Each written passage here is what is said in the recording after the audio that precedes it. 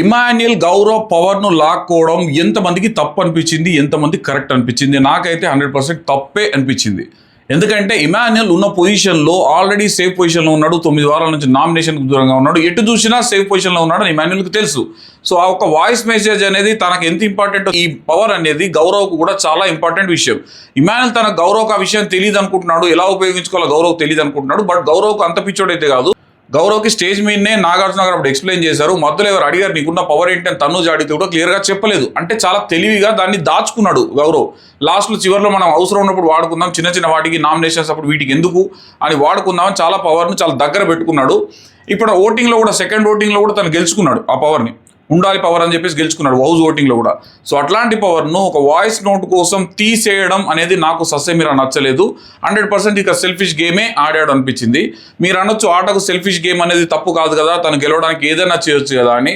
But public దృష్టిలో మాత్రం ఖచ్చితంగా ఇది తప్పే అవుతుంది. ఎందుకంటే కొన్ని ఎథిక్స్ ఉంటాయి.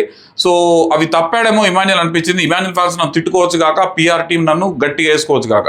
బట్ నాకు అనిపించింది చెప్పడం నా అలవాటు. ఇదివరకు ఇమాన్యుయల్ గురించి చాలా వీడియోస్ చేశాను, మంచివి బాగా ఆడుతున్నానని చెప్పేసి. ఇలాంటి గేమ్ చేయడం వల్ల ఇమాన్యుయల్ టైటిల్కు దూరం అవుతున్నాడేమో నాకైతే అనిపించింది. ఆ అమ్మాయి మెసేజ్ కాదు, ఇంకొక 1 వీక్ అయితే అమ్మాయి హౌస్లోకి వస్తుంది. ఇమాన్యుయల్కి సంబంధించిన అమ్మాయి ఎవరైతే ఉన్నారో ఆవిడ హౌస్లోకి వస్తుందని తనే ఇమాన్యుయల్ చెప్పాడు. అంటే ఎందుకు చెప్తున్నా అంటే 10th Vicco 11th Vicco family week అయితే ఉంటుంది. సో ఆ ఫ్యామిలీ వీక్లో ఖచ్చితంగా అమ్మాయి వచ్చే అవకాశం అయితే ఉంది.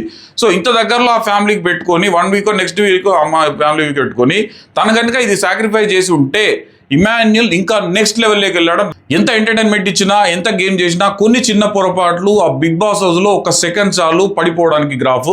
సో ఇట్లాంటి నిర్ణయాలు ఇమాన్యుయల్ తీసుకోకుండా ఉంటే ఇంకా బాగుంటుందని నాకైతే అనిపిస్తుంది. బిగ్ బాస్ అప్డేట్స్ కోసం ఛానల్ అయితే సబ్స్క్రైబ్ చేసుకోండి. ఇలాంటి అప్డేట్స్ చాలా ఇస్తూనే ఉంటాను. Thank you so much. Sriram ఇల్లేంద్ర.